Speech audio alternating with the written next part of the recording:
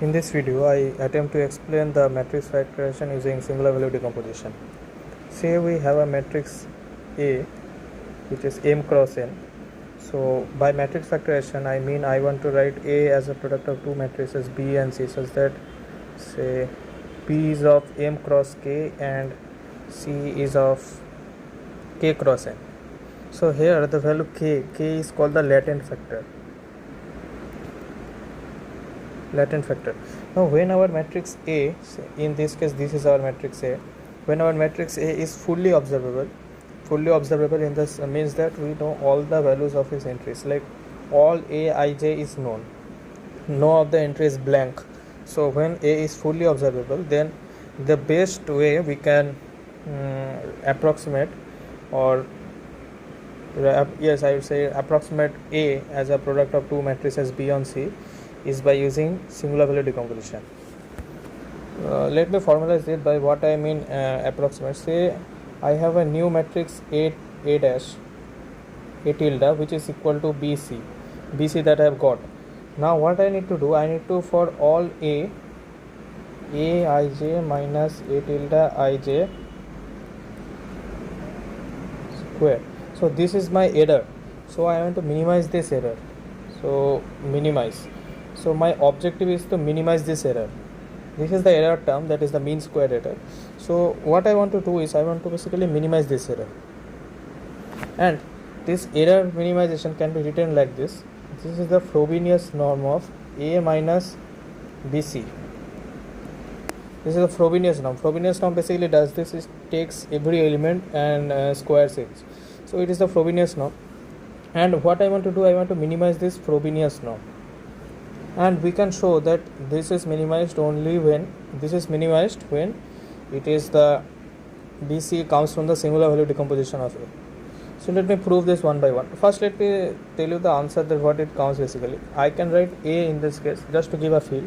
So if I take k equal to 2, then I can write A as like this: 1 by root 2 minus 1 by root 2 1 by root 2 1 by root 2 times this matrix.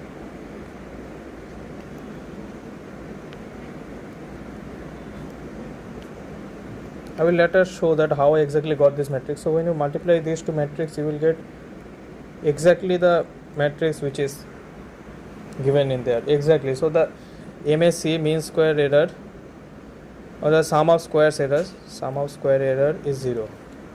Sum of square error is 0. But if I say I want to approximate it by k equal to 1, so I will approximate by this matrix.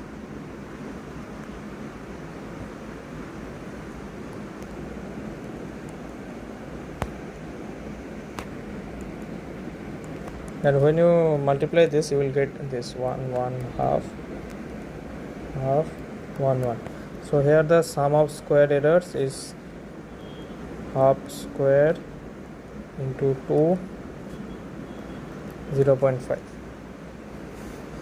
So still means I want to say that this is the minimum possible sum of square error that we can get from this matrix if we use k equal to 1. Like by rank 1 matrix, it cannot be done better than this. It is the power of singular value decomposition, SVD. SVD, we can think of it like this, that it says हमसे बेहतर कोई नहीं कर सकता. To formalize what I am saying, we need to know the proof of many theorems. So for that I am showing the proof one by one. First let me go by the go backwards, like what we want to achieve finally. Finally we want to achieve that A equal to BC. We want to achieve that the Frobenius norm we want to minimize this Frobenius norm. We want to minimize this. Now there is a one result is there, that is the Frobenius norm of A minus AK is always less than or equal to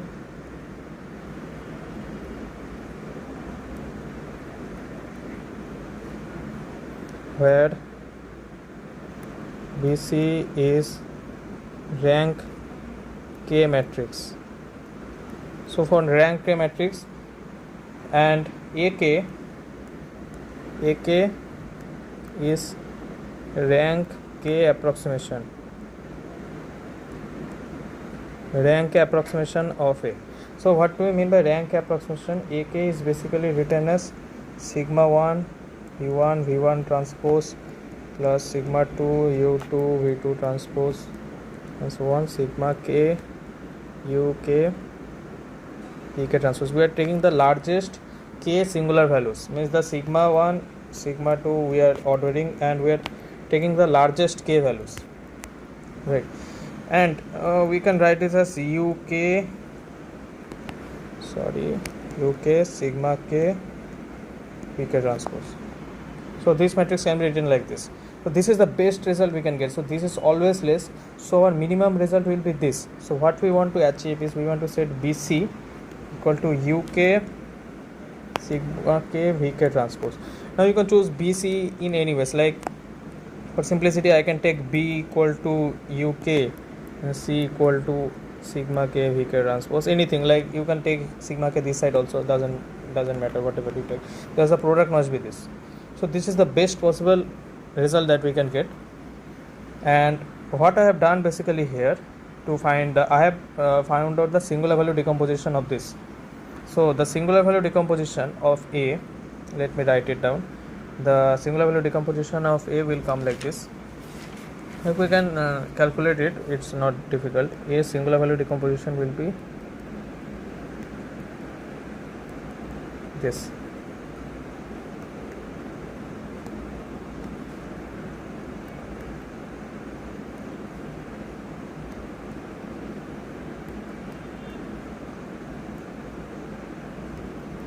So this will be the singular value decomposition. Now for rank 2 approximation we will take both these singular values, but for rank 1 approximation we will take the largest one. So we will take this singular value we are taking for rank 1 approximation.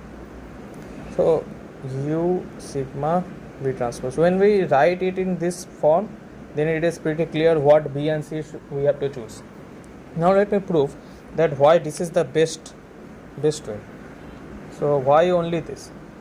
So for that I need to show many things basically. First, let me create a bound for this A minus AK. It will be, the proof will be quite long, so bear with me.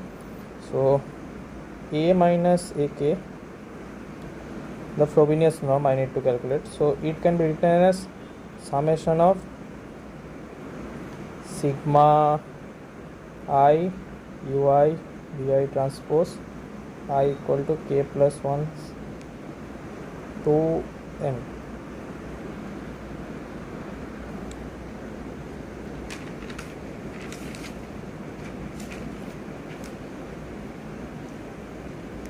So this thing is the result. Now say I call this number as E, but I am calling it as E because there is a reason. So E is basically this sigma I UI VI transpose. The limits you can put, it's not a big deal. Now what is E transpose? E transpose will be sigma I VI transpose EY. Now what is E transpose times E? It will be, here the ij will be different. So summation going from I equal to k plus 1 to R. R is the rank, so it must go till R. And else it does not make sense because the sigmas will always be 0 for R, for greater than R. J equal to k plus 1 to R, sigma I sigma j. So see, I am V J transpose Uj Vj transpose Uj, then sorry, it won't be this, it will be this, yes, Vj Uj transpose Ui Vi transpose, yes. Now when I is not equal to j, this inner product will be 0 because the u's are orthogonal. Here this is basically coming from the singular value decomposition. So in the singular value decomposition the u vectors are orthogonal. So when I is not equal to j, it is simply equal to 0. So we need to just consider the case when I is equal to j. So I am removing this second summation. Second summation I can remove. So sigma I square Vi transpose. So vi transpose is there. Now what we need to do is we need to calculate one result is there, that the Frobenius norm is equal to the Frobenius norm square is equal to the trace of E star E for any complex matrix, and since here it is real matrix, we can write it as V transpose E. So this is the result that we are going to use. It's very easy to show that why it is this case. Say you have matrix A1, A2, A3. Say I'm taking like this: A1, A2, A11, A12, A21, A22, A31, A32. This is our matrix. Now say I multiply it with this: A11, A21, A31, A12, A22, A32. For trace, what we need? For trace, we need the diagonal entries. So for the diagonal entries, I need to consider this product, and I need to consider this product. So when you will consider the inner product, you will see that we are basically getting the sum of the squares of all the individual elements. So that is the result. Now when I write it like this, that's why I was basically performing this operation. So I will apply trace over both sides. So when I apply trace both sides of the equation, it will be, and trace can be splitted, trace of sigma I squared vi transpose. Now vi transpose trace, when we add the elements, since this is the orthogonal matrix, this term will be equal to 1, so it will be summation of sigma I square I equal to k plus 1 to r, and this is basically the Frobenius norm squared, which is equal to the summation equal to k plus 1 to r. So one part of our result is proved basically. What is that? That is this thing, that summation of a minus ak's Frobenius norm squared is equal to summation of sigma I square, where I goes from k plus 1 to r. So this is one result. This result we will use because to compare this thing, this is our final thing which we must deduce, right? We must arrive at this thing. So first I have wrote down an equivalent expression for this. Now I need to manipulate this expression. Now to manipulate this expression, I am showing the steps that what we need to do. So here we need to do quite a few things. That firstly we need to show one thing, that we can write this basically the a minus, this is Frobenius norm squared. We can basically write it like this: u transpose a minus bc into v. Like I will show that why we can write this actually. I can multiply this. There is a reason for that. Now when we can show this, that time it will be easy to prove. Now I am proving that why we can do.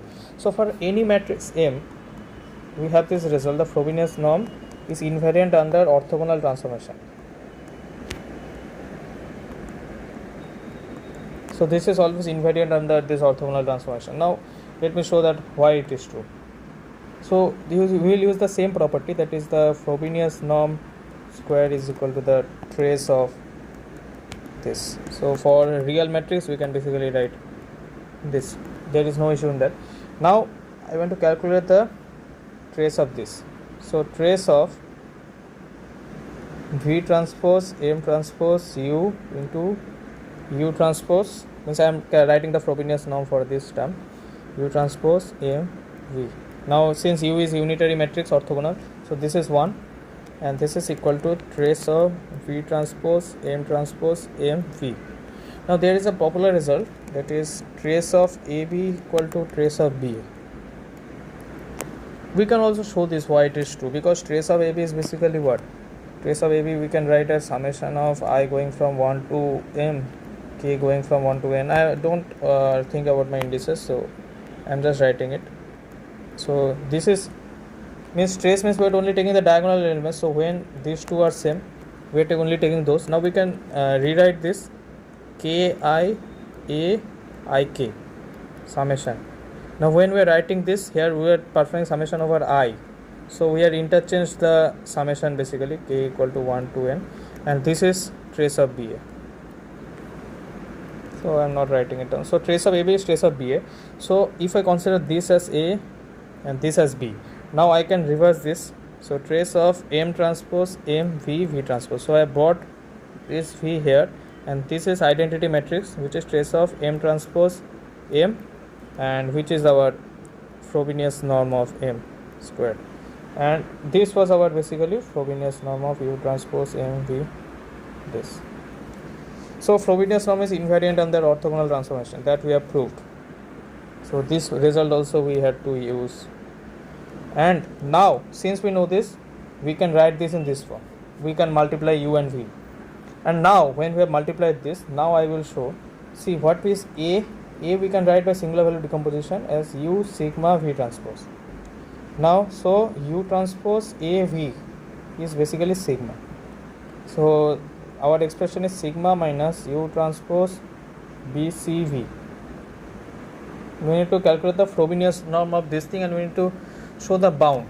So now this thing is pretty easy to show. See what happens is sigma has elements only in the diagonal, sigma 1, sigma 2 up to sigma r, these are non-zero. Now all these elements are zero, right? So what is the, and one more thing that I had to show, the rank of this. So one thing, that if B belongs to M cross K and C belongs to K cross N, then rank of BC is less than or equal to K. So I am telling that why do I need to show this? Without showing this, why couldn't I do? Because my motive is this. See, what I want to show, that if I take K summations K terms from here, if I take K terms from here, see I am taking K terms and I am equating that to 0. See, I am equating K from the top. I am equating K sigmas to be 0, and the next sigmas are non-zero. Since I am choosing, say for a particular BC, I am choosing the best possible BC. So best possible value can be what? See, all elements here are 0, all elements here are 0, and it contains non-zero elements only along this side, and such that when we subtract it, then these terms become 0. These K terms in the diagonal become 0. Only then the Frobenius norm will be minimized. In other case though, it will be larger only. I am talking about the worst case scenario. So when that is minimized, then what I can get, that is equal to the summation of sigma I square, I ranging from K plus 1 to R. This will get. And what is this? This is basically the Frobenius norm of A minus AK. So I have shown that. So that was basically my proof. So my proof ends here basically. So what I wanted to prove, that this is minimized, this result I wanted to prove. So it is always minimized for the rank approximation. Now one thing that is remaining, to show that the rank of this is K. So to show that the rank of this is K, that I need to show it, because why do we need rank K approximation? Where have I shown that the rank of BC here is K? I haven't shown that, so I need to show that. That's a bit easier to show. See how? See, I can write BC as basically say I am calling D as equal to BC. D as BC. So the columns of D I am say writing D1, D2, say up to Dn. So I can write it as B times C1, C2 to Cn, which I can write as BC1, BC2, BCn. I can write, when the columns are this, I can multiply here like this. Now what I want to show, that all this CDJ, what is DJ? Basically BCJ, and BCJ belongs to the column space of B. BCJ belongs to the column space of B. As BCJ belongs to the column space of B, so this DI belongs to the column space of B. So, and what is this DI basically? So I can say column space of this D is a subset of column space of B, right? So I can say that rank of D, which is equal to the dimension of the column space of B, is less than or equal to dimension of this, which is rank of B, and that is less than or equal to rank of B is less than or equal to K. So here is the result, that why k rank, why the rank was less than k, why it was a k rank k matrix. So this is the reason why BC was a rank k matrix. So the rank is equal to the number of latent features, I would say. So that was basically my point here. And here, since we have shown the proof that when this is minimized, when we want to minimize the Frobenius norm, we need to choose the values in such a way that it is the singular value decomposition. So now just let me recap to revise. Let me tell how to calculate the singular value decomposition. Now that we know how to write matrix factorization in that, so say A equal to U sigma V transpose, or we can write AV equal to U sigma, or similarly A transpose U equal to V sigma. Like similarly we can write this, or in element wise we can write AVI equal to sigma UI, or A transpose UI equal to sigma V. Now what is this true? This is for I less than or equal to R. For I less than or equal to R, sigma I is greater than 0. Sigma is greater than 0. Now how to calculate this sigma I? Basically how to calculate the V and everything all. What we need to do is, we can do anything. Suppose I multiply A and A transpose. What will that give me? That will give me U sigma transpose U transpose. This will give me this. Now I can say that, see, this is the eigenvalue equation. A transpose into U equal to U sigma transpose. This is the eigenvalue factorization. So our U will be the eigenvectors. U will be the eigenvectors of A transpose.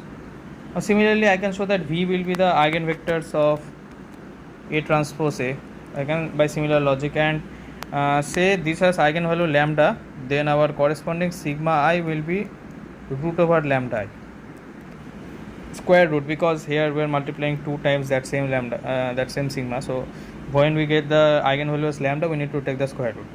Now what ensures that the lambda is positive? What is the guarantee that the lambda is positive? Now it turns out that it is positive for this case, for these matrices. I can show how.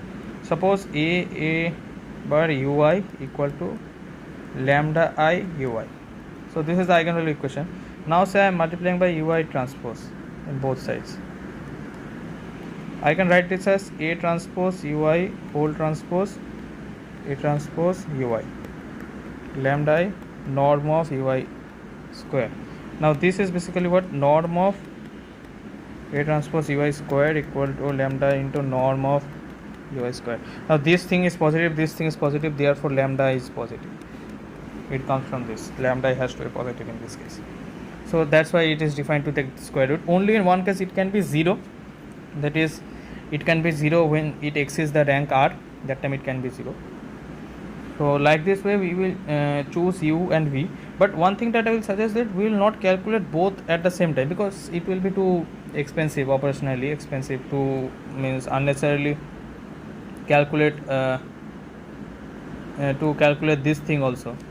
Like if we know calculate A transpose A's eigenvalues, then why again do we need to calculate A transpose eigenvalue? If we calculate that, then why do we need to calculate A transpose S? There is a shortcut for that. Say I have calculated A transpose eigenvalue, then I can use this equation. I can use this equation to calculate my VI as A transpose UI by sigma I for sigma I not equal to 0. Now the question arises, what I will do when the singular values are 0. So for the singular values are 0, we need to keep one thing in mind, that when singular values are 0, that time A VI is 0, and since the V is an orthogonal matrix, here V must belongs to the null space of A. And in this case, what V is belonging? In this case, V is belonging to the column space of A transpose. It's a result that null space of A is always orthogonal to the column space of A transpose. Now what we need to do, the individual V vectors that is belonging to this null space, we need to make them orthogonal. We can perform Gram-Schmidt orthogonalization to make all the individual V vectors that is falling in this set orthogonal, and this set will be orthogonal to this set. So no issue in that. no issue in that. And like that way we can calculate. Similar logic, if we calculate A transpose A, then we will use this formula. Using this formula, when we can calculate ui, and when ui is 0, that time we will calculate the null space of A transpose. So like that way we can do. Yes, so that was the singular value decomposition. Now let me show in this example that why I have got this. See, this was our matrix A. This was our matrix A. Now let me illustrate with an example how. Say I need to calculate A transpose. Say I am calculating A transpose. Now I need to basically multiply those two. A transpose, it's pretty easy. A transpose, not that much big matrix will get 2 1 1 2. So this is my A transpose. Now I need to calculate the eigenvalue. So what I will do, 2 minus lambda, determinant of this 2 minus lambda equal to 0. So what is this? This lambda gives us two value, lambda equal to 1 and 3. So for this, sigma will be 1 and root 3. Sigma is root over lambda. And what is the eigenvalue for 1? We can easily check. Eigenvalue for 1 will be 1 minus 1. And we need to normalize this. And for 3 it will be 1 1. Again we need to normalize. So this is say our u1. This is say our u2.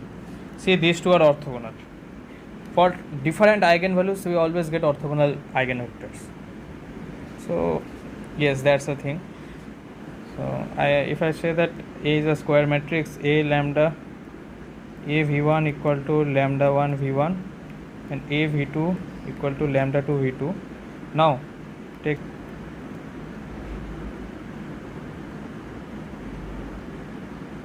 A is a symmetric matrix basically.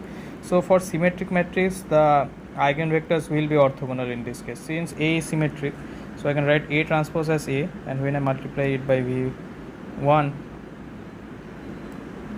see, this is our lambda 1 v2 transpose v1 to lambda 2 v2 transpose v1. As lambda 1 is not equal to lambda 2, so v2 transpose v1 must be 0. So they are orthogonal. So for symmetric matrices, the eigenvalues, the eigenvectors have to be orthogonal in this case. So the two eigenvectors that we are getting, that are orthogonal. And now when we will calculate vi, for calculating vi, what I need to do here, none of the sigma is 0, so no issue. We need to do A transpose u1 by sigma 1, and v2 is A transpose u2 by sigma 2.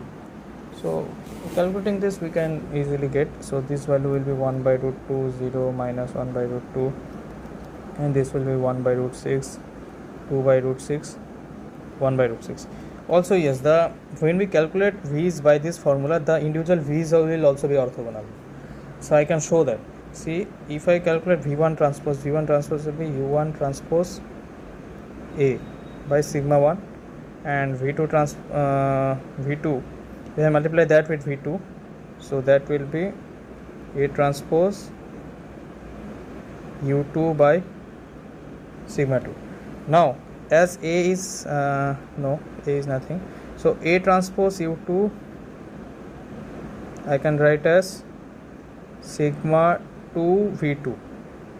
Sigma 2 v2 I can write sigma 1 sigma 2, and A v2 I can write as sigma 2 u2. So sigma 2 squared u1 transpose u2 divided by sigma 1 sigma 2.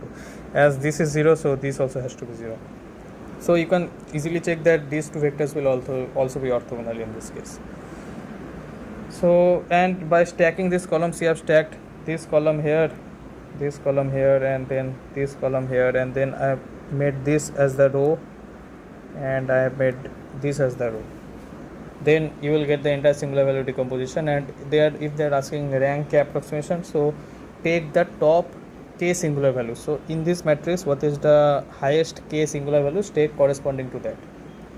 It's pretty, I would say, amazing to see. Like, it's pretty beautiful that when we are constructing this, how beautifully, without a notice, many orthogonal pairs are getting generated. Like, we are unconsciously creating so many orthogonal vectors. Like, you can imagine it like this: we're playing SVD with nature, and you're standing on the edge. Like, if you do a single mistake, you will fall. Like, a single mistake, being orthogonal is such a rigid condition. Like, how constant it is to be orthogonal. A little error and you would no longer be orthogonal. But magically, beautifully here, all the pairs are orthogonal. So that's the beauty in this case, all the pairs are orthogonal. And so, and one more thing that I would like to highlight, that some off topic, not that much important, but I felt that I should tell some things like that. So I have to tell that suppose you multiply some notations. Basically, see, I am writing the columns as b1. This matrix you can write, I have used this notation, so I am just saying that we can write this like this. Then suppose we have, say, yes, r1 transpose, r2 transpose. So I have written in the rows form and I am multiplying it by vector x, so I can put the x here.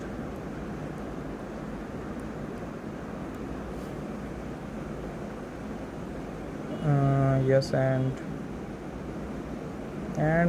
like not much is being left to say basically. Yes, one more thing that I would like to say, and yes, it might help actually.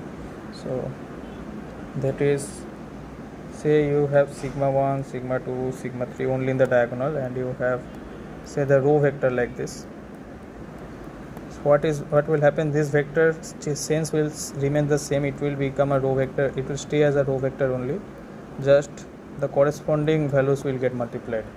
And suppose you have a column vector like this, u1, u2, u3. So similarly here the sense will remain same, it will stay as a column vector, just the values will be scaled. Sigma 2, u2, like it is not anything difficult to prove, like you can easily prove this. Just I'm saying so that as a shortcut you remember that yes, these things happen without actually solving this.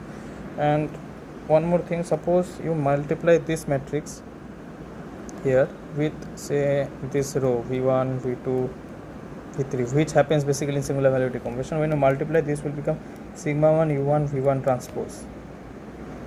So that was basically the outer product, this plus sigma 2 u2 v2 transpose. This outer product you are basically taking. So yes,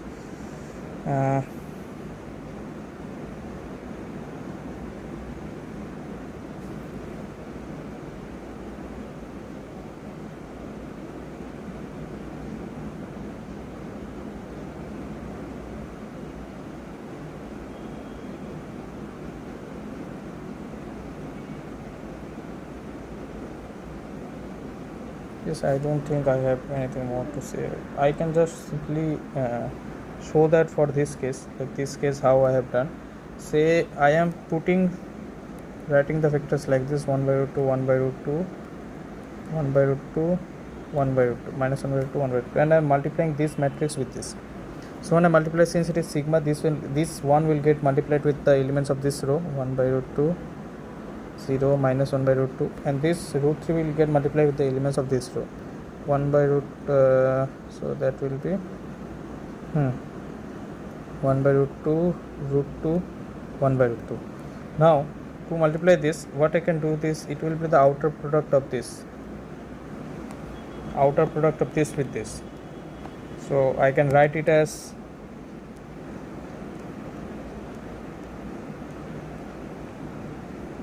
(1 by root 2 minus 1 by root 2 into 1 by root 2 0 minus 1 by root 2. This is the outer product plus 1 by root 2 1 by root 2 2 root 2 1 by root 2. Now basically you can see here the value of sigma is high, so when we are performing rank 1 approximation, we are only taking this term, but when we are performing rank 2